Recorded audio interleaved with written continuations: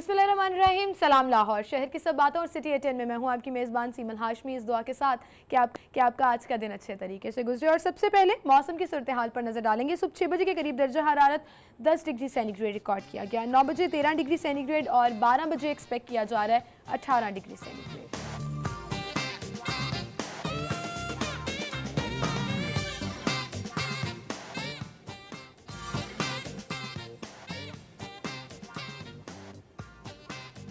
3 बजे 20 degree centigrade, 6 बजे 17 और 9 बजे 15 डिग्री सेंटीग्रेड।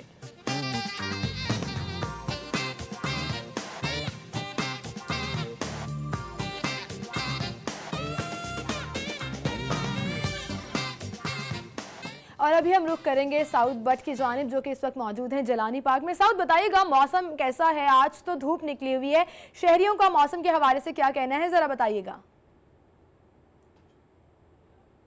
पिछले हफ्ते होने वाली बारिशों के बाद आज आखिरकार लाहौर शहर पर हल्की और मीठी धूप निकली हुई है और शहरी इसको खूब तौर पर एंजॉय कर रहे हैं। इस वक्त जिलानी पार्क में लोग वॉक कर रहे हैं, एक्सरसाइज कर रहे हैं, चहलकदमी कर रहे हैं और इस किस्म का खूब लुत्फ़ उठा रहे हैं। महकमा मौसमियात का कहना है कि जो बारिशों का सिलसिला पिछले हफ्ते शुरू हुआ था वो इस हफ्ते तो फ़िलहाल कुछ वक्त के लिए रुक गया है और आइंदा हफ्ते मतलब इतवार और पीर के रोज़ से बारिशों का एक नया सिलसिला शहर के अंदर दाखिल हो जाएगा। उनका मज़ीद कहना है कि आज दर्जा हरारत कम से कम 10 जबकि ज़्यादा से ज़्यादा 20 डिग्री सेंटीग्रेड तक रिकॉर्ड किया जा रहा है। जबकि माहिरीन का कहना है कि जो खुश्क सर्दी की वजह से मौसमियाती बीमारियां शहरियों पर असरअंदाज हो रही थी, वो मौसम जब बारिश हुई तो उसके बाद काफ़ी हद तक उनमें कमी वाक़ई हो गई। जी, बहुत शुक्रिया साउथ बट आपका। आगे बढ़ेंगे, टुडेज इवेंट्स की तरफ चलेंगे। आज का हमारा सबसे पहला इवेंट जी एग्जीबिशन होने जा रही है तहजीब 164P Gulberg 2 near mini market MM Alam road Lahore और टाइमिंग है दोपहर 12 बजे से रात 9 बजे तक।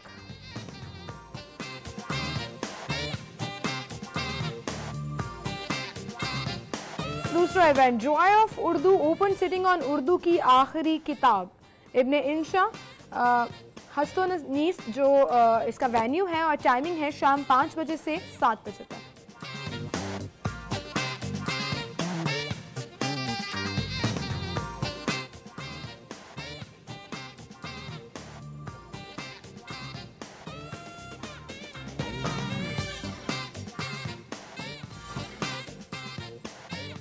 Kids fashion show 2K17 Lahore और एवेंटेक इसका वेन्यू है 41F Gohar centre Wahadat road, timing है 11 बजे।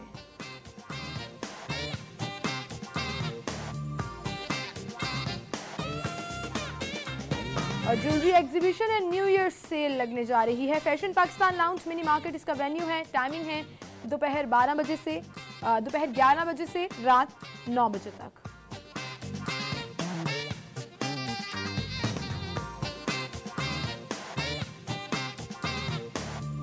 और अब टॉप स्टोरीज की तरफ चलेंगे। डेली सिटी 42 की आज की हमारी लीड स्टोरी है जी, शहरी सोलर बिजली बनाकर लेस्को को फरोख्त कर सकेंगे। वज़ीर आला हाउस समेत 35 सारिफीन ने लाइसेंस के लिए दरख्वास्तें दे दी।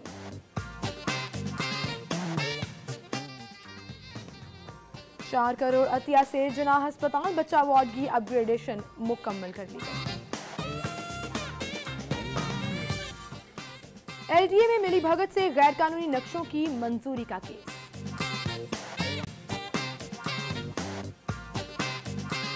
और नॉलेज पार्क में IT यूनिवर्सिटी का मंसूबा 1 साल में मुकम्मल होगा, मियां मोहम्मद शहबाज शरीफ।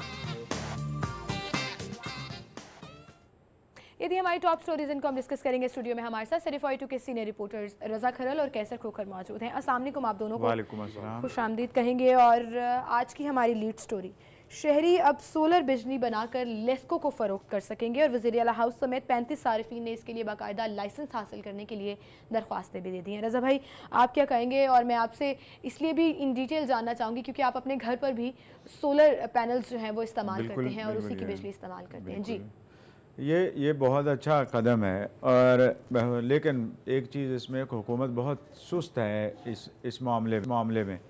ये इस पे कोई पोल्यूशन का मसला नहीं है, इस पे कोई किसी किस्म के ऐसे अखराजात का मसला नहीं है कि जो इसको मेंटेन करने के लिए भी होते हैं।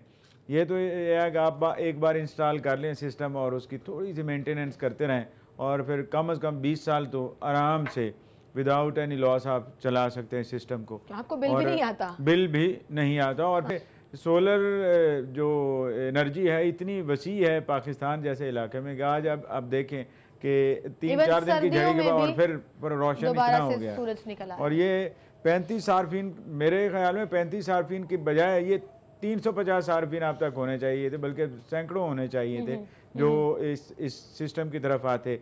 कुछ अरसा पहले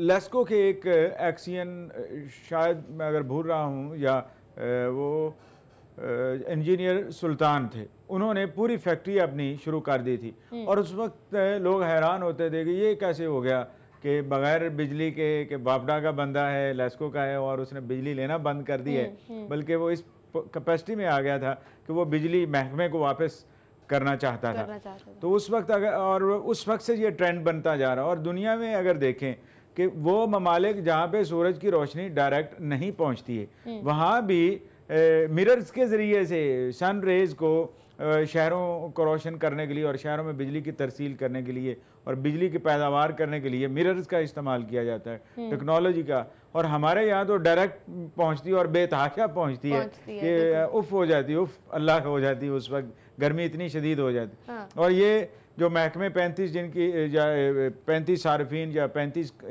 जो दरख्वास्तें आई हैं, ये 35 दरख्वास्तें, चलें हम ये कहते हैं कि ये एक ट्रेंड है।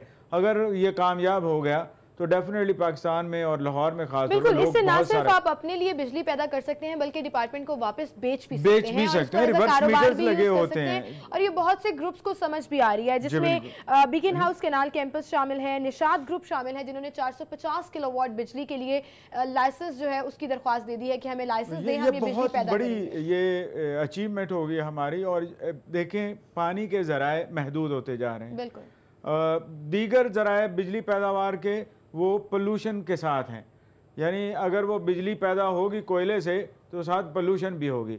और ये वाहिद एक ज़रिया है सूरज से बिजली पैदा करने का जिसमें पोल्यूशन नहीं बल्कि आपकी सिक्योरिटी हो जाती है और माहौलियाती आलूदगी तो बिल्कुल ही नहीं होती है। बिल्कुल खोखर साहब आप क्या कहेंगे इसमें? सिर्फ इनिशियली जो है वो आपको खर्चा करना पड़ेगा, जो आपने सोलर पैनल्स लेने हैं, जो बैटरीज लेनी है, उसके बाद चल काम जो है वो खुद ब खुद चलता है। बिल्कुल इसका, लेकिन इसका जो है एक बहुत अच्छा फायदा है कि ये जो हमारे कुदरती तौर पर हमें अल्लाह ताला ने सूरज की शुआएं दी हैं, ये दुनिया के बहुत कम मुल्क में इस तरह होता है। अगर आप यूरोप में चले जाए तो वहाँ लोग इस तरह की शुआओं के लिए तरसते हैं, धूप को। अब लेकिन इसका ये है कि ये थोड़ी सी बिजली जो है महंगी होती है दूसरों से, क्योंकि इसके जो सेल होते हैं जो बिजली को, सूरज की शुआओं को कन्वर्ट करते हैं बिजली में, वो थोड़े से ज़रा महंगे होते हैं। लेकिन ये कि इसका ये हल होता है कि ये देर पा बिजली होती है, फिर ये एक नेचुरल तरीके से होती है, फिर इसके कोई साइड इफेक्ट नहीं होते। जैसा कि रज़ा साहब ने बताया कि वो कोयले से बनेगी तो उसके पोल्यूशन आएंगे। और फिर जिस तरह पानी की शार्टेज हो रही है, और अगर घर घर छोटे छोटे यानी कि अपने लोग लगा लें पैनल, और ख़ास तौर पर फैक्ट्री वाले लगा लें, ट्यूबवेल कंज्यूमर लगा लें, या फैक्ट्री ओनर या बड़े बड़े जो मल्टीनेशनल कंपनियां हैं वो आपने लगा लें, या बड़े बड़े प्लाजे लगा लें, या इंडस्ट्री लगा लें, तो इसका तो हमें इतना फायदा होगा कि आप सोच नहीं सकते कि कितना फायदा होगा। मैं बताऊं खोखर साहब के मेरे ना 2400 वाट्स हैं, 2400 वाट टोटल मेरे पास बिजली जो मैं जनरेट करता हूँ। अब कितनी शदीद सर्दी रही है, कई दिन सूरज नहीं निकला है, लेकिन हमें कभी ऐसा नहीं हुआ कि एक सेकंड के लिए भी बिजली गई हो हमारे घर से। कभी ऐसा नहीं हुआ। कंज्यूम इतनी ज़्यादा हो जाती है, बड़ा मजा, यानी कभी ऐसा नहीं हुआ। तो पिछले 3-4 साल मुश्किल तो नहीं है, कोई मुश्किल नहीं है। हालांकि जो मेरे पास इक्विपमेंट है वो महंगा नहीं है, वो ऐसा नहीं है जिसे स्टेट ऑफ द आर्ट आप कह सकें। ना ड्राई बैटरियां हैं, दूसरी बैटरियां हैं जो जेल बैटरियां हैं या लिक्विड बैटरियां जो हम इस्तेमाल करते हैं गाड़ियों वगैरह हैं बड़ी। अब ये कि इनकी मेंटेनेंस करनी होती है, इनके पॉइंट्स आपने साफ रखने होते हैं, हफ्ते में कम से कम एक बार तो आपने देखना होता है। लेकिन उसके बावजूद भी अगर मैं देखूं कि मुझे उसके फवायद क्या हैं, तो वो फवायद तो बेशुमार हैं। बिजली का बिल नहीं देना पड़ता, लोड शेडिंग नहीं होती है, नहीं होती है, बिजली नहीं जाती है। तो मेरे ख्याल से ये इतने बड़े बड़े फायदे हैं। उसको मैकेनाइज एक सिस्टम एक बना लेते हैं खोखर साहब के, आप वक्त के हिसाब से कि आपका दोपहर का टाइम है और आप उसे वाटर पंप चला लेते हैं। अगर आप इस्त्री करना चाहते हैं, यानी ये चीज़ें हैं जो सबसे ज़्यादा बिजली खाती हैं, फ्रिज तो चलती है। तो अगर आप कपड़े इस्त्री करना चाहते हैं और आप चाहते हैं उस वक्त दूसरी तरफ लोड कम कर दें और इस्त्री उस वक्त उतनी देर के लिए चला लें। और ये कोई मसला नहीं है, लाइटें चलना, पंखे चलना, एसी चलाना है आपने, थोड़ा सा एक बार आपने इन्वेस्टमेंट ज्यादा करनी है, हेवी मशीनरी भी इस पे चलती है, कोई प्रॉब्लम नहीं है अगर आप इसका सेटअप कर लें। मेरे ख्याल से ये एक अच्छा मंसूबा है। और जिस तरह से हमारा एनर्जी क्राइसिस चल रहा है, हुकूमत तो इकदाम कर ही रही है, मंसूबे बना ही रही है। अगर खुद इनिशियली लोग भी, और जैसे खोखर साहब ने कहा कि जो हैवी बिजली कंज्यूम करते हैं, जैसे इंडस्ट्रियल साइड है या ट्यूबवेल साइड है या कोई बड़ी बड़ी फैक्ट्रियां हैं, वो इस पर कन्वर्ट हो जाएं तो बहुत फायदा। ये हमारे ट्यूबवेल्स हैं एग्रेरियन एग्रीकल्चर के, वो इसी पे चल रहे हैं। अब हमारी यूनिवर्सिटियां हैं, मल्टीनेशनल कंपनियां हैं, प्लाजे हैं, जैसे ये बीकन हाउस के कैनाल कैंपस से तो इनिशिएटिव ले लिया। कैनाल कैंपस है, निशात ग्रुप है, निशात ग्रुप है, इस तरह बड़ी बड़ी जो ग्रुप है। ये आम लोगों के लिए, मैं इसलिए ज्यादा है कि मैं पर्सनल कहते हैं जग बीती या हट बीती, मेरी तो हट बीती ये है कि अगर इस तरफ आप कन्वर्ट करते हैं तो आप बेशुमार फायदा उठा सकते हैं, जो है वो उठा सकते हैं। बिल्कुल सही, मैंने इसीलिए कहा कि आपका तो पर्सनल एक्सपीरियंस भी है, तो आप अच्छे तरीके से इस हवाले से गाइड भी कर सकते हैं। एक अच्छा इकदाम उठाया जा रहा है,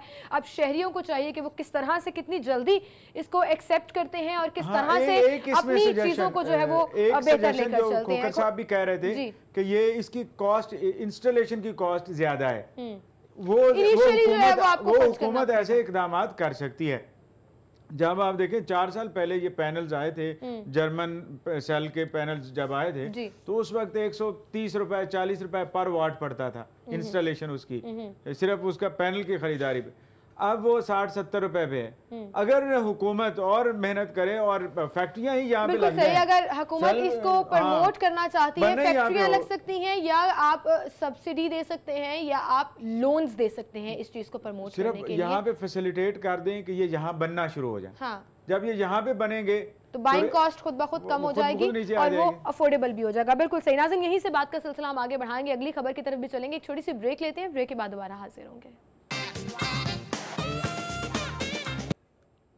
वेलकम बैक नाज़रीन, गुफ्तगू का सिलसिला हम आगे बढ़ाएंगे और अगली खबर की तरफ चलेंगे। अगली हमारी खबर है जी 4 करोड़ अतिया से जिना अस्पताल बच्चा वार्ड की अपग्रेडेशन का मंसूबा जो है वो अब मंजूर हो चुका और अब अपग्रेडेशन जो है वो शुरू कर दी जाएगी। लेकिन रज़ा भाई, जिना अस्पताल की बात हो या किसी भी अस्पताल की बात हो, हर डिपार्टमेंट में अपग्रेडेशन की ज़रूरत तो है, बिल्कुल। लेकिन अब अतिया से जिना अस्पताल की अपग्रेडेशन की जा रही है तो गवर्नमेंट क्या कर रही है? मैं इस पे ये सवाल इसमें जो अतिया जो लोग दे रहे हैं वो वाकई काबिल कदर बात है, लेकिन गवर्नमेंट को बाकी अलल्ले तलल्ले छोड़ने होंगे और इस तरफ तवज्जो करना होगी, सेहत की तरफ और तालीम की तरफ।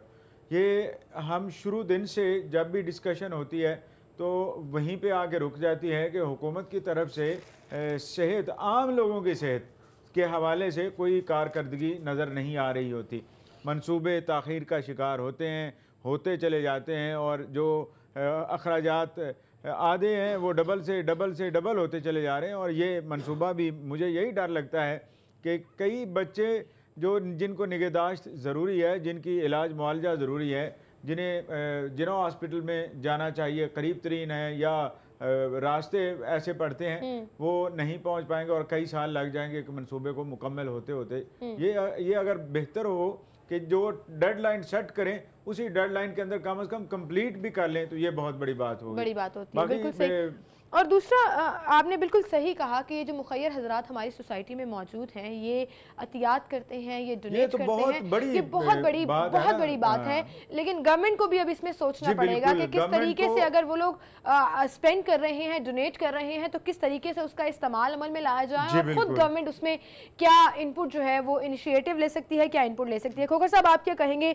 सिफाई ग्रुप के चेयरमैन मियां अब्दुल बासित और सिफाई फैमिली के अरकान ने इसका इफ्तिताह किया और उन्होंने ही ये 4 करोड़ का किया है जिससे बच्चा वार्ड जो है वो अपग्रेड हो। जी बिल्कुल, ये बड़ी अच्छी बात है। मैं आपको ये बताऊं कि इस लाहौर शहर में बड़े ही ऐसे लोग आपको मिलेंगे कि जिनको अगर अस्पताल का एक एमएस फ़ोन करता है कि मेरे पास ये गरीब पेशेंट है, इसका इलाज के लिए पैसे नहीं, आप दवाइयाँ ले दें, या ये डिपार्टमेंट में ये चीज़ बेहतरी करा दें, या ये ऑपरेशन थिएटर में ये सामान मिसिंग है ये करा दें, या ये ख़राब मशीन पड़ी या गवर्नमेंट पैसे नहीं दे रही आप ठीक करा दें, तो लोग देने के लिए तैयार हैं। लेकिन लोगों को ये पता हो कि उनके पैसे सही जगह लग रहे हैं, उनके पैसों का गलत ज़िया नहीं हो रहा, लोग देने के लिए तैयार हैं। और इस तरह बहुत बहुत सारे लोग हैं जो डोनेट भी जाकर करते हैं, जो अस्पतालों के MS को मिलते हैं, खुद जाकर अस्पताल में जो गरीब पेशेंट है उनका इलाज भी कराते हैं। और ये बड़ी अच्छी बात है कि जहाँ पर गवर्नमेंट के पास बाज़ वसाइल नहीं होते, बजट नहीं होता, या इतनी गवर्नमेंट की मशीनरी इतनी वीक है कि वो पैसे आते आते देर लग जाती है, तो इसका ये बड़ा अच्छा इक़दाम है कि डोनर हजरात को जो अस्पतालों की इंतजामिया उनको रब्ता करना चाहिए। और ये इस तरह जैसे ये आप देखें PIC में जो है वो एक PIC जिन्हें कहा जा रहा है, फ्रेंड ऑफ PIC जिनको कहा जाता है, उन्होंने वो एमरजेंसी ब्लॉक वो बनवा रहे हैं। इस तरह बड़े अच्छे इक़दाम हो रहे हैं।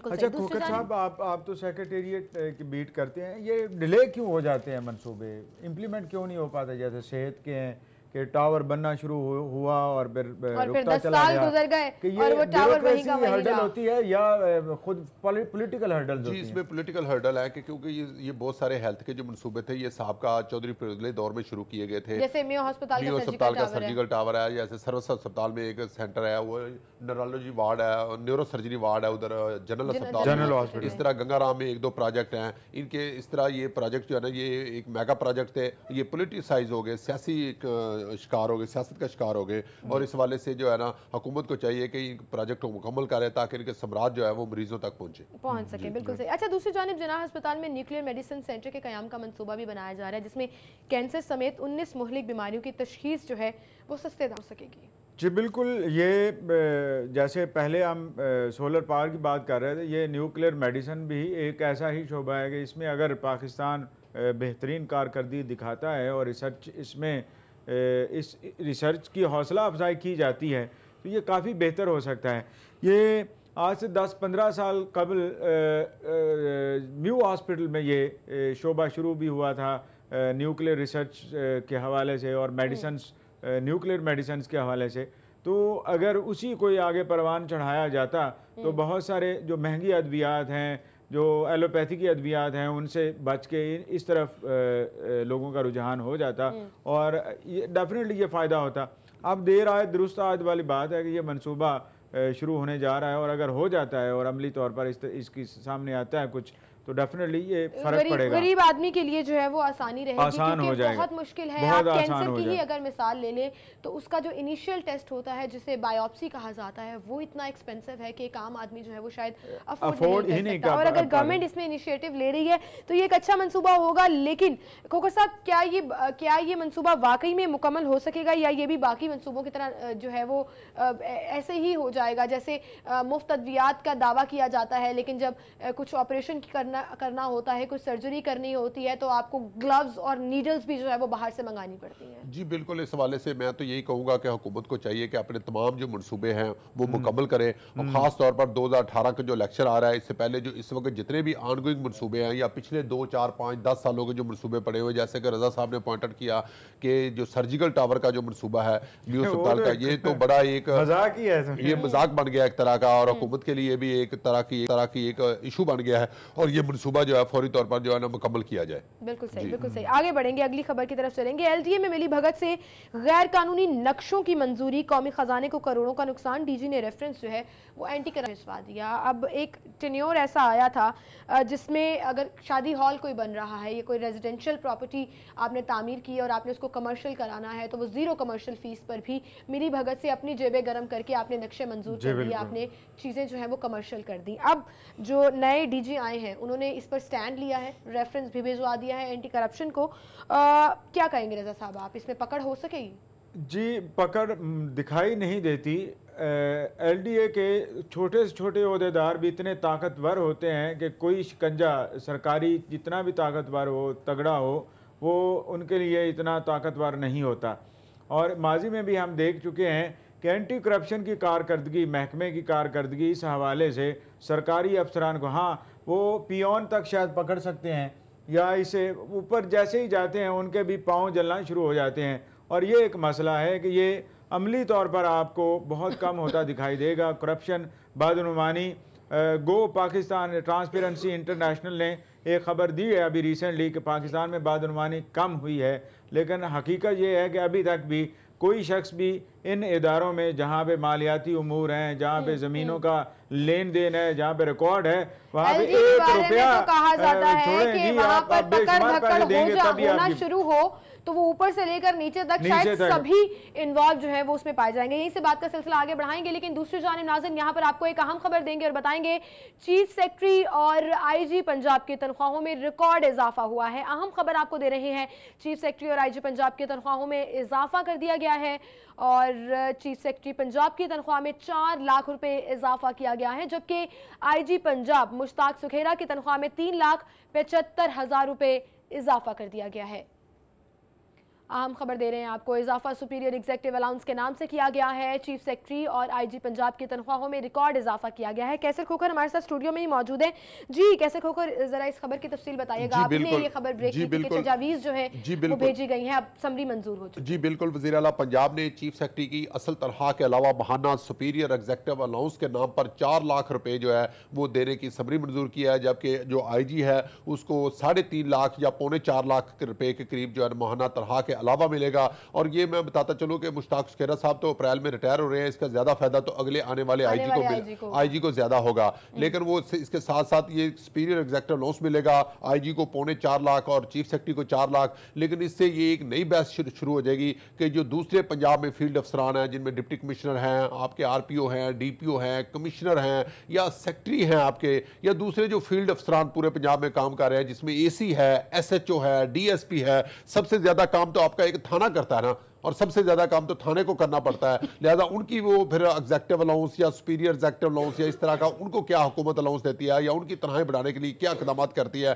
क्योंकि ये जो आईजी और चीफ सेक्रेटरी है, मैं ये बताता चलूँ कि इनकी तो पहले ही तनख्वाहें जो है बहुत ज्यादा थी, और इसके साथ साथ इनके घरों के टेलीफोन के बिजली के बिल, इनके मोबाइल इनके फ्री, इनकी गाड़ियों के खर्चे फ्री, इनका पेट्रोल फ्री, इनके गनमैनों के जो पेट्रोल वो फ्री, इनके घरों का जो एंटरटेनमेंट का बिल है वो भी सारा हुकूमत अदा कर रही थी। और अब मजीद इनको 4-4 लाख तकरीबन जो है ना 4-4 लाख रुपए महीना जो है तनख्वाह के अलावा सीनियर सुपीरियर एग्जीक्यूटिव अलाउंस मिलेगा। ये एक बड़ी खबर है और इस वाले से एक नई बहस शुरू हो जाएगी कि दीगर जो फील्ड अफसरान है, जो डिवीजन और जिला की सतह के जो टीयर है, उनके लिए हुकूमत क्या तो फिर उस बहस का नतीजा क्या निकलेगा? क्या बाकी अफसरान की तनख्वाह को भी बढ़ाया जाएगा, मतलब तनख्वाह के साथ इस अलाउंस को ऐड कर दिया जाएगा, या किस तरीके से? जी ऑलरेडी इस पर हुकूमत काम भी कर रही है और चीफ सेक्रेटरी पंजाब इस पर एक वर्किंग कर रहे हैं, क्योंकि 1973 से पहले जो तनख्वाह थी वो होती थी काम की बुनियाद पर, वर्कलोड की बुनियाद पर तनख्वाह होती थी। जब जुल्फकार अली भुट्टो आए तो उन्होंने 1973 के आइन के तहत रैशनलाइज तनख्वाह कर दी कि एक ग्रेड में ख्वाह वो किसी भी जगह काम करता हो एक ही तनख्वाह होगी, फिर वो कराची में हो या पेशावर में हो, एक ग्रेड की एक तनख्वाह होगी।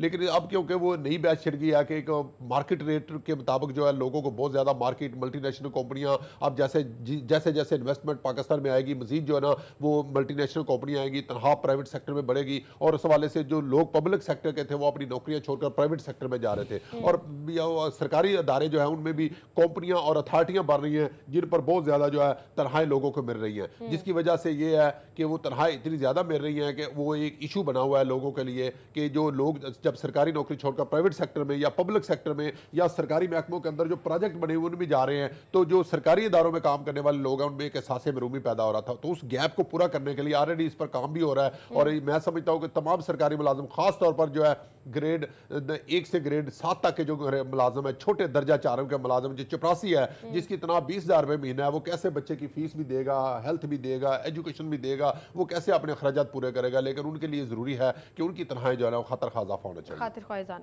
बिल्कुल सही, बिल्कुल सही। अच्छा, अब खबर की तरफ चलेंगे। दुनिया नायाब की खबर हम डिस्कस कर रहे थे खोखर साहब, एलडीए में मिली भगत से गैर कानूनी नक्शों की मंजूरी, अब रेफरेंस एंटी करप्शन को भिजवा दिया गया है। क्या कार्रवाई होगी खोखर साहब, आपका पॉइंट ऑफ व्यू मैं इस पर जरूर शामिल करूंगी, लेकिन उससे पहले नाज़रीन यहाँ पर हम एक ब्रेक लेंगे, ब्रेक के बाद दोबारा हाजिर होंगे।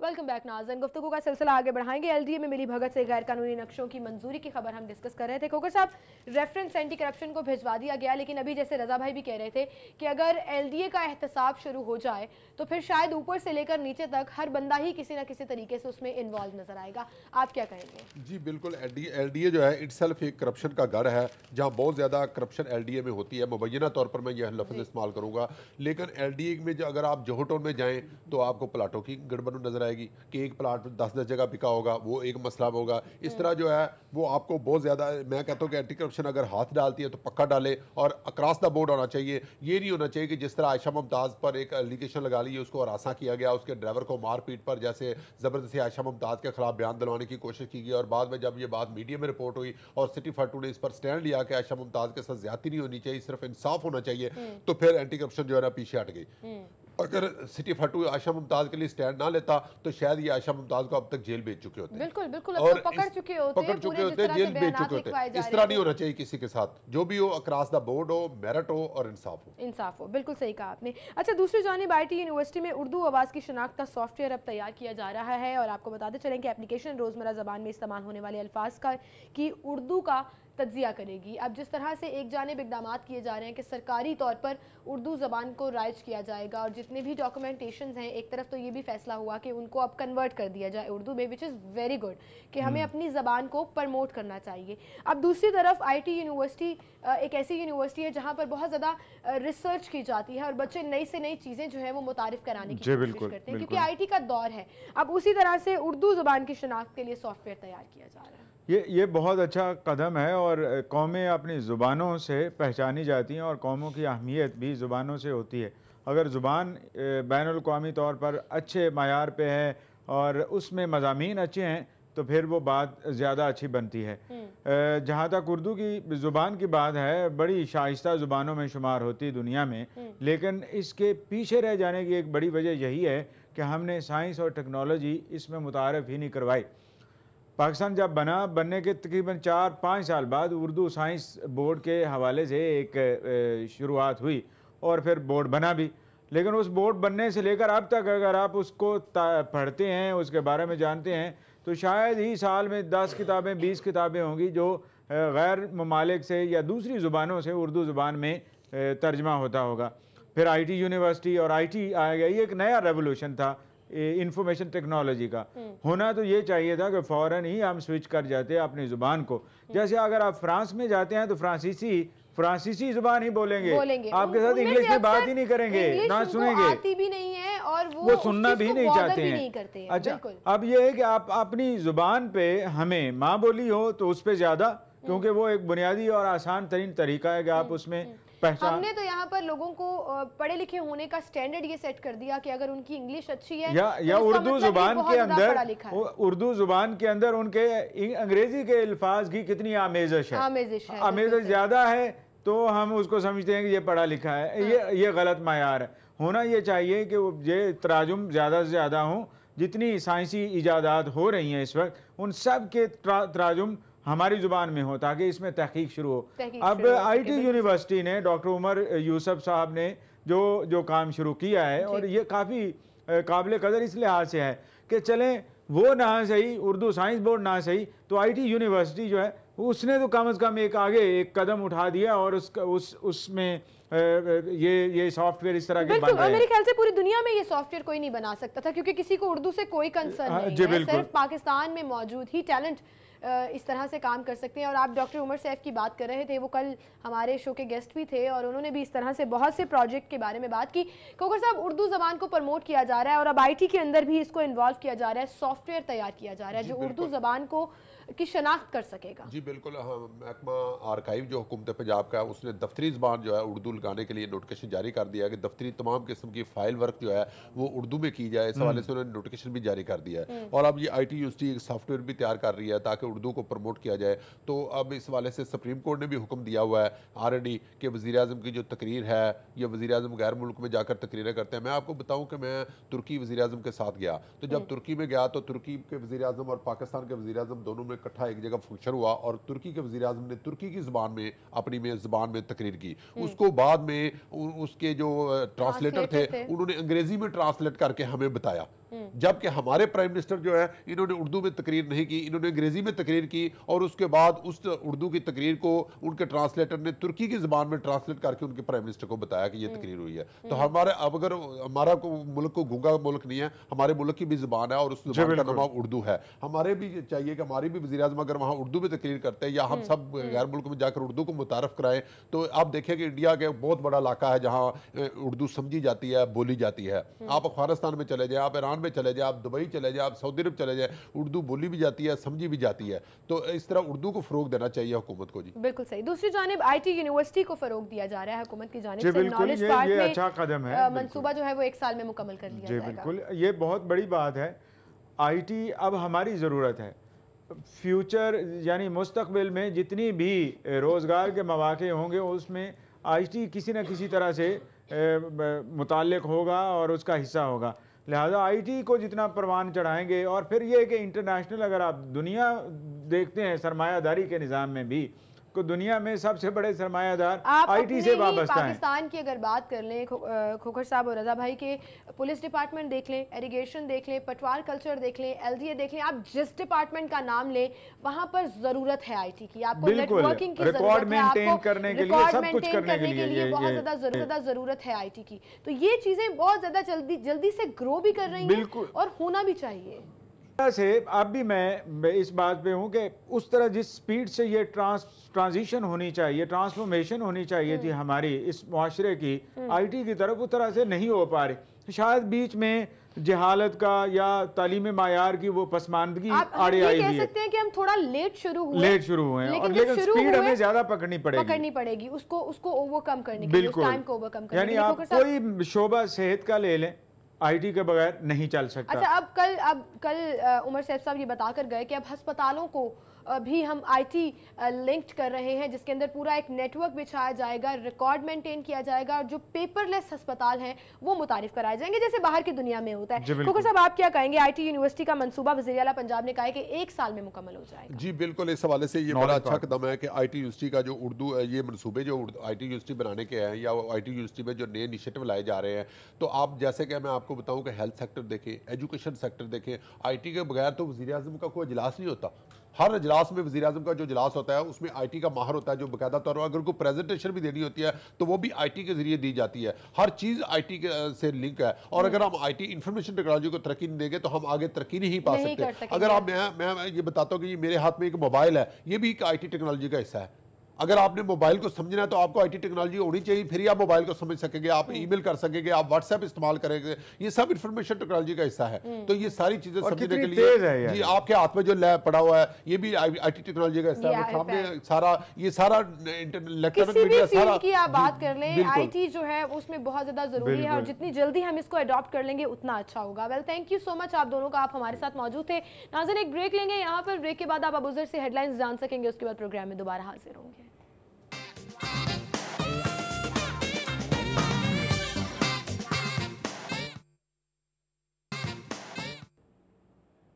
खुशामदीद कहेंगे आपको स्टूडियो में। और नाज़रीन, आजकल अक्सर लोगों को बहुत ज़्यादा प्रॉब्लम है कि वो वेट गेन कर लेते हैं, और फिर वेट गेन जो है वो ओबेसिटी की तरफ चला जाता है। ओबेसिटी को मतलब होता क्या है, सबसे पहले तो मैं ये जानना चाहूँगी कि किस तरह से इसको डिफ़ाइन किया जाता है, क्योंकि हर एक को लगता है कि अगर वो वेट गेन कर रहा है तो शायद वो ओबेसिटी हो रही है। तो दोनों चीज़ों में डिफरेंस भी है, कैसे इस पर काबू पाया जाए, और कहाँ पर जाकर, किस पॉइंट पर पहुँच कर ये ख़तरनाक भी हो सकता है, इसको कंट्रोल करना बहुत ज़रूरी होता है। इस पर हम बात करेंगे। और दूसरा, डायबिटीज़ के हवाले से भी बात करेंगे कि क्यों डायबिटीज़ बहुत ज़्यादा फैलती जा रही है, उसके लिए क्या एहतियात करनी चाहिए, किस तरह से इसको कंट्रोल किया जाए। इन तमाम चीज़ों की इन्फॉर्मेशन आपको देंगे और एहतियातें भी बताएंगे। डॉक्टर फातिमा हमदानी हमारे साथ स्टूडियो में मौजूद है, उनसे हम बात करेंगे। अस्सलाम वालेकुम डॉक्टर साहिबा, क्या हाल चाल है? Thank you so much for coming, and I am sure कि आज का बड़ा इन्फॉर्मेटिव प्रोग्राम होगा लाहौरियों के लिए, ख़ास तौर पर जो पतले होना चाहते हैं, जो एहतियात करना चाहते हैं, जो कंट्रोल करना चाहते हैं। और आप तो ये हर रोज़ डेली पेशेंट्स देखती होंगी, तो कितनी रेशो है ऐसे लोगों की जो बहुत कंसर्न है इस चीज़ को लेकर? जी मेरी तो रूटीन है, because I am working in diabetes and obesity, basically weight gain. So I have a lot of patients, काफ़ी ज़्यादा पेशेंट्स हैं, और स्पेशली लाहौर में, because Lahori people are fond of eating. हाँ, वो खाने पीने के हम जितने शौकीन हैं वो फिर बॉडीज़ पर नज़र आता है। एग्जैक्टली, वो बॉडीज़ पे नज़र आता है, और बिकॉज वेट गेन सिर्फ नज़र नहीं आता, उसके बहुत ज़्यादा उसके साथ प्रॉब्लम्स भी रिलेटेड हैं। और ये रेशो जो है वेट गेन, जिससे डायबिटीज़ भी हो रही है और भी कॉम्प्लिकेशंस हो रही हैं वेट की वजह से, ये बढ़ती जा रही है। उसमें एक तो हमारा लाइफस्टाइल है, and not only it's increasing in Pakistan but it's increasing world wide. According to data ये है कि यूरोपियन कंट्रीज़ में एवरी 6th और 7th सिटीजन जो है उसको रिस्क है डायबिटीज़ का। सो ओवरऑल वर्ल्ड डायबिटीज़ और ओबेसिटी का रिस्क बढ़ता जा रहा है। अच्छा, ये ओबेसिटी और डायबिटीज़ आपस में इंटरलिंक भी हैं कि अगर आपका वेट गेन हो रहा है तो उतना ही you are likely to get diabetes, वो एक रेशो ये भी पैरेलल चल रही है? ये बहुत ज़्यादा मैटर करता है। एक्चुअली डायबिटीज़ की 2 टाइप्स होती हैं, type 1 diabetes and type 2 diabetes. Type 1 diabetes तो ये होता है कि उसमें यूजुअली फैमिली हिस्ट्री होती है एंड पेरेंट्स को होती है, वो अर्ली एज में हो जाती है। बट टाइप 2 डायबिटीज़ जो होती है वो पहले तो ये था कि आफ्टर 40s होती है, बट अब लेट 30s में भी स्टार्ट हो रही है, इवन बिफोर दैट। और उसमें यही है कि वेट गेन का प्रॉब्लम है।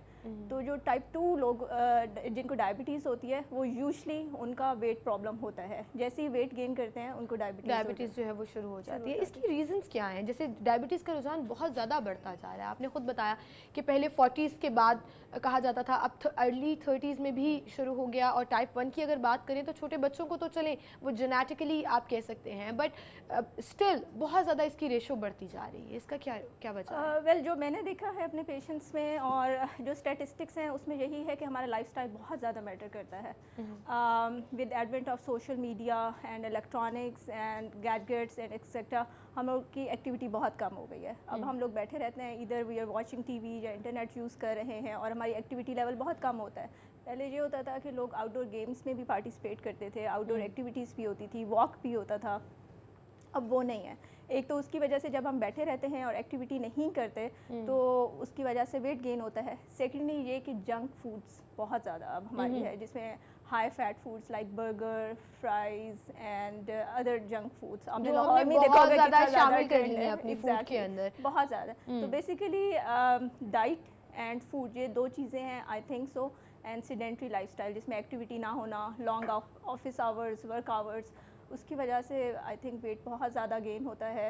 और सिर्फ वेट वो नहीं होता जो आपको पूरी बॉडी पे नज़र आता है। बेसिकली आपने देखा होगा कि जो ज़्यादा लोग ज़्यादा देर बैठ के काम करते हैं उनकी टमी ज़्यादा बाहर निकल आती है।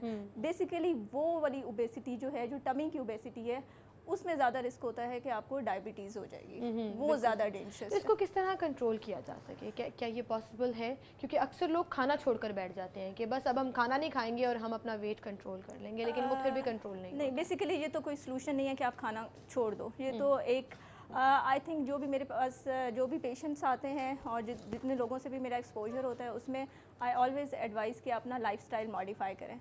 उसमें यह है कि अगर आप किसी ऑफिस में काम कर रहे हैं जहाँ आपकी चेयर जॉब है, आपने लॉन्ग आवर्स के लिए बैठना है, तो उसमें आई ऑलवेज़ एडवाइस कि आप आफ्टर एवरी 20 मिनट्स उठ के थोड़ी सी वॉक कर लें। आप कहीं बाहर चले जाएं ऑफिस से, थोड़ा सा कोई भी मूवमेंट कर लें, but do not sit more than 20 minutes at one place. तो उसमें एक्टिविटी होती है, तो वो पार्ट ऑफ एक्टिविटी है। इंस्टेड ऑफ ये कि आप 3-4 आवर्स एक ही सीट पे बैठे रहें, आप थोड़ा सा भी 20-30 मिनट्स के बाद मूव करेंगे तो वो एक्टिविटी में ही आता है। सेकेंडली ये है कि अपनी डाइट को कंट्रोल किया जाए। क्रैश डाइट तो इट्स नेवर रिकमेंडेड एंड वो पॉसिबल भी नहीं होती कि आप खाना पीना बिल्कुल छोड़ दें। इंस्टेड ऑफ ये कि हम एक बैलेंस्ड प्लान देते हैं जिसमें ऑल 3 मील्स होते हैं, उसमें टी भी होती है, सब कुछ होता है, बट उसमें पोर्शन साइज रिड्यूस्ड होता है और उसमें ये बताना है कि आपने खाना क्या है। बिल्कुल सही डॉक्टर साहब, यहीं से हम बात का सिलसिला आगे बढ़ाएंगे, लेकिन दूसरी जानिब नाज़रीन मुझे यहाँ पर एक छोटी सी ब्रेक लेनी है। ब्रेक के बाद वापस आएंगे तो गुफ्तगू का सिलसिला यहीं से आगे बढ़ाएंगे।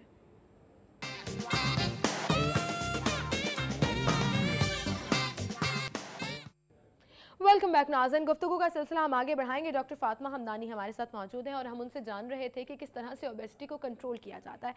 स्केड्यूल बता रही थी आप डॉक्टर साहिबा कि किस तरह से इसको कंट्रोल किया जाता है और कैसे जो है वो आप डाइट प्लान कर सकते हैं, क्योंकि अक्सर लोगों को ये लगता है कि इंटरनेट पे आपने डाइट प्लान सर्च कर लिया और आपने उसको फॉलो करना शुरू कर दिया। या अक्सर ये होता है कि सुबह का नाश्ता मिस किया, दोपहर का खाना मिस किया और सिर्फ रात को जो है वो खाना खा लिया, तो शायद उनको लगता है कि ये डाइटिंग हो रही है। तो इसमें कोई सदाकत है कुछ? नहीं, एक्चुअली इसमें कुछ सदाकत नहीं है कि आप जो है ब्रेकफास्ट मिस कर दो और एक दिन में एक मील लो। इनफैक्ट ये होता है कि अगर आप ब्रेकफास्ट मिस करते हैं तो उसके बाद सारा दिन भूखा रहने के बाद आप इवनिंग में या लंच में या डिनर में इतना ज़्यादा खा लेते हैं कि उसका डबल और ट्रिपल हो जाता है और उससे आप ज़्यादा कैलोरीज ले लेते हो इंस्टेड ऑफ ये कि आप कम लो। अकॉर्डिंग टू लेटेस्ट रिसर्च भी, साइंस के अकॉर्डिंगली भी और अकॉर्डिंग टू आवर रिलीजन में भी, उसमें भी यही एडवाइस है कि आप ब्रेकफास्ट जो है that should be main meal of the day.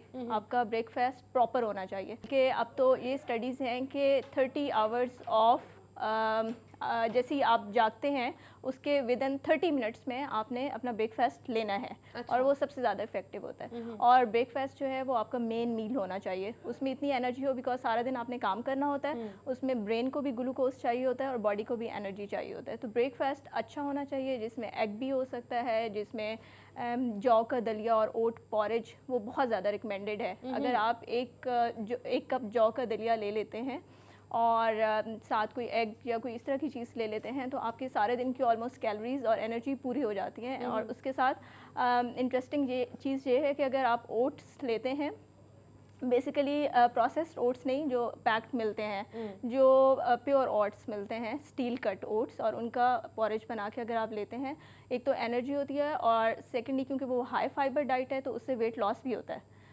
तो इसलिए जो मेरे पास आते हैं पेशेंट्स, उनको मैं रिकमेंड करती हूँ कि अगर आप ओट्स लेंगे तो उससे ज़्यादा फ़ायदा होगा। आपको कैलोरीज भी पूरी मिलेंगी, एनर्जी भी पूरी मिल जाएगी और उसमें आपकी डाइट कंट्रोल रहेगी, डाइट कंट्रोल ही जो है वो आप गेन नहीं करेंगे। और क्योंकि आप फुल फील करेंगे तो उसके बाद आप लंच और उसमें कुछ खाना नहीं चाहेंगे, जो कि हम जंक्स वगैरह ले लेते हैं या इस तरह की चीज़ ले लेते हैं, तो वो चीज़ भी जो है वो चीज़ भी हो जाती है। बिल्कुल सही, बिल्कुल सही। हम यहीं से हम गुफ्तगू का सिलसिला आगे बढ़ाएंगे। ओबेसिटी कंट्रोल करने की हम बात कर रहे थे। जी डॉक्टर साहिबा, नाश्ता आपने बता दिया कि फुल मील होना चाहिए, और अगर आपको वेट गेन का प्रॉब्लम है तो आप ओट्स ले सकते हैं, दलिया खा सकते हैं, या ले सकते हैं, वो ले सकते हैं, तो उससे आप कंट्रोल कर सकते हैं। आपने एक नया प्लान भी इंट्रोड्यूस कराया अभी रिसेंटली, आप यूके से भी वो पूरा प्लान अप करके आई हैं और यहाँ पर इस चीज़ को कंट्रोल किया जा रहा है, वो क्या है और how does it work? Actually, ये कि I have team members in UK. With the help of them, I am running obesity clinic, जहाँ पे लाहौर में obesity clinic है, and we work as a team. वहाँ पे जो भी cases होते हैं मैं UK में डायरेक्ट कर लेती हूँ, डिस्कस कर लेती हूँ, और हम सारा एक प्लान करके और वेट कंट्रोल के लिए वो कर रहे हैं, प्रोग्राम रन कर रहे हैं। वो एक 3 स्टेप प्रोग्राम है जिसमें डाइट भी है, एक्सरसाइज भी है एंड मेडिसिन भी है। मेडिसिन जो है वो बिल्कुल सेफ़ है। जैसे कि पहले वेट लॉस के बारे में कॉन्सेप्ट है कि वेट लॉस करने के लिए जो मेडिसिन यूज़ की जाती हैं वो उनके साइड इफ़ेक्ट्स होते हैं, और ये बात ठीक भी है क्योंकि पहले जो हमारे पास मार्केट में मेडिसिन एक या 2 मेडिसिन अवेलेबल थी, उनके काफ़ी ज़्यादा साइड इफ़ेक्ट्स हैं। बल्कि यूके में और दूसरे कंट्रीज़ में वो ओवर द काउंटर मेडिसिन से हटा ली गई हुई हैं, इतने उनके साइड इफ़ेक्ट्स थे। तो ये एक न्यू मेडिसिन हैं जो कि अल्टरनेटिव मेडिसिन के बारे में सुना भी होगा आपने भी और बाकी सब ने भी, कि ये एक मेडिसिन की न्यू फॉर्म है जिसको अल्टरनेटिव मेडिसिन कहते हैं, और इसके साइड इफ़ेक्ट्स बहुत कम होते हैं, और ये almost similar to natural medicine होती है। It's not actually completely herbal, क्योंकि इसको बनाया गया है, प्रॉपर फार्मूला है एंड प्रॉपरली अप्रूव्ड मेडिसिन है। और वो उससे एक्चुअली जो है वो आप ओबेसिटी कंट्रोल कर सकते हैं। उसके बहुत अच्छे रिजल्ट्स हैं, मेरे लाहौर में भी हैं, ऑल ओवर पाकिस्तान मेरे पेशेंट्स हैं, और उसके बहुत अच्छे रिजल्ट्स हैं अगर पेशेंट प्रॉपरली फॉलो करे प्लान को। ये नहीं कि बिकॉज वेट लॉस कोई मैजिक तो होता नहीं है कि आपने 1-2 दिन मेडिसिन ली और विद इन वीक आप कहते हैं कि हमारा वेट हो जाए। तो वेट लॉस करने के लिए हमेशा काफ़ी सब्र की ज़रूरत होती है। यूजली मैं अपने पेशेंट्स को 3 मंथ्स का प्लान देती हूँ, उससे पहले भी वो लूज़ कर जाते हैं। कुछ मेरे पेशेंट्स हैं जिन्होंने 2 वीक्स में 7-8 kg भी लूज़ किया है बिकॉज ऑफ दीज मेडिसिन्स। ये इसके साथ भी कुछ प्लान होता है? उसमें सबसे पहले मैं डाइट प्लान देती हूँ, डाइट के बारे में एडवाइस करती हूँ, then exercise and then medicine, because natural चीज़ को तो कोई रिप्लेस नहीं कर सकता, और क्योंकि वेट एक ऐसी चीज़ है जिसने लाइफ लॉन्ग आपके साथ चलना होता है, तो मेडिसिन से आपका वेट लूज़ हो जाएगा लेकिन आपने मेंटेन तो खुद करना है। उसमें यही है कि पहले diet, exercise and then medicine, और जब इन तीनों चीज़ों को हम कंबाइन करते हैं तो बहुत अच्छे रिजल्ट्स। अच्छा, एक्सरसाइज से क्या मुराद है? एक्सरसाइज से मुराद क्या वो हार्ड एंड फास्ट एक्सरसाइज है कि आप जिम चले जाओ, जिम ज्वाइन कर लो, या आप सिंपल अगर वॉक भी कर रहे हैं 30 मिनट्स तो that counts for something? Well, exercise एक वाइड टर्म है जिसमें सिर्फ जिम नहीं आता। मतलब अगर आप जिम नहीं भी जा सकते तो आप किसी भी फॉर्म में एक्सरसाइज कर सकते हैं। जी, आप किसी भी फॉर्म में एक्सरसाइज कर सकते हैं। एक्सरसाइज में ये है कि रिकमेंडेड ये है कि आपने 5 days a week 30 मिनट्स और 45 मिनट्स एक्सरसाइज करनी है। लाइक अगर 2 days का ऑफ भी हो जाता है तो उसमें इतना प्रॉब्लम नहीं है। सही। सेकेंडली ये है कि अब एक लेटेस्ट टर्म आया है जिसको कहते हैं हाई इंटेंसिटी इंटरवल ट्रेनिंग। उसमें ये होता है कि इंस्टेड ऑफ ये कि अगर आप रनिंग कर रहे हैं या आप सिंपल वॉक कर रहे हैं या किसी भी फॉर्म में एक्सरसाइज कर रहे हैं, तो अगर ट्रेडमिल पे आप कर रहे हैं तो एक ही स्पीड से आपने नहीं करना कि लाइक आपने 6 या 7 पे सेट कर लिया और आपने पूरा 45 मिनट 1.5 घंटा उसी पे करना है। हाँ। इसमें इंटरवल्स ये होते हैं कि लाइक आपने 4 मिनट्स के लिए हाई स्पीड पे करना है, जितनी स्पीड आप टॉलरेट कर सकते हैं। उसके बाद आपने 1 मिनट के लिए उसको लो स्पीड पे करना है। सही। एंड देन अगेन आपने हाई स्पीड से करना है। तो this is called high intensity interval training. और अब लेटेस्ट एक्सरसाइज में यही रिकमेंडेड है कि आपने इस तरह से करनी है। सही। और अगर आप जनरली भी वॉक कर रहे हैं तो आप स्पीड से वॉक करें, देन थोड़ा स्लो डाउन हो जाए, देन स्पीड से करें, तो वो जो है वो ज़्यादा इफेक्टिव है। एंड सिमिलरली आप ये है कि ऐसी एक्सरसाइज करें जिसमें आपके लार्ज मसल्स यूज हों, लाइक थाइस के मसल्स एंड शोल्डर मसल्स। कुछ लोग होते हैं जो हमारी एल्डरली पॉपुलेशन है या हमारे बुजुर्ग लोग हैं जिनको नीज का प्रॉब्लम होता है, ओस्टियोआर्थराइटिस होता है, वो किसी भी फॉर्म में एक्सरसाइज नहीं कर सकते, ट्रेडमिल नहीं कर सकते, रनिंग नहीं कर सकते, वॉक नहीं कर सकते, और वो उनका नेचुरली वेट गेन हो जाता है। तो उनके लिए भी यही है कि एक तो ये कि कोई अपने पास डंबल्स या जो हमारे पास वेट नॉर्मल वेट्स होते हैं उनसे लेके शोल्डर की एक्सरसाइजेस कर सकते हैं, टीवी देखते हुए, बैठते हुए, उस तरह से।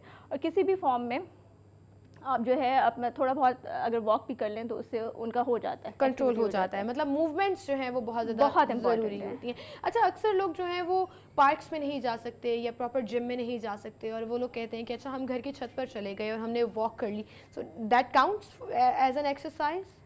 That's count. उसमें मैं ये रिकमेंड करूँगी कि जो यंग लोग हैं और जिनको कोई जॉइंट्स का प्रॉब्लम नहीं है या वो है, उनके लिए stairs is the best exercise for those. जितना जल्दी स्टेयर क्लाइंबिंग से वेट लूज होता है उतना मैंने रिजल्ट्स किसी चीज़ के नहीं देखे। अगर 8 to 10 टाइम्स आप अपनी स्टेयर्स क्लाइंब करते हो अपने घर में एक साथ या पूरे दिन में, तो उससे बहुत अच्छे इफेक्ट्स आते हैं। That is best exercise. And similarly situp, क्योंकि उससे आई थिंक आप अपने सारे मसल्स को लार्ज मसल्स यूज हो रहे होते हैं, उसमें आपकी मूवमेंट जो है वो बढ़ रही होती है। एंड सिमिलरली सिटअप्स, बैठ के उठना, ये सबसे अच्छी ये सबसे अच्छी है, लेकिन ये सबसे मुश्किल है क्योंकि बैठकर उठना, उठ के बैठना, आपका स्टेमिना वहीं पर जो है वो खत्म भी हो जाता है। नाज़रीन, यहीं से बात का सिलसिला आगे बढ़ाएंगे, एक छोटी सी ब्रेक लेते हैं, ब्रेक के बाद दोबारा हाजिर होंगे।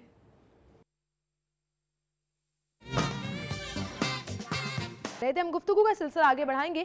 डॉक्टर फातिमा हमदानी हमारे साथ मौजूद हैं। डॉक्टर साहिबा, हम बात कर रहे थे ओबेसिटी कंट्रोल करने की, लेकिन मैं दूसरी जानिब चूँकि आप डायबिटीज़ एक्सपर्ट भी हैं तो मैं उस हवाले से भी जानना चाहूँगी, और लोग भी जानना चाहते हैं कि डायबिटीज़ में ख़ास तौर पर क्या एहतियातें करनी चाहिए, डाइट स्केड्यूल क्या होना चाहिए, और क्या मेडिसिन लेना बहुत ज़रूरी है डायबिटीज़ में जो कंट्रोल करने के लिए? आप क्या कहेंगे इसमें?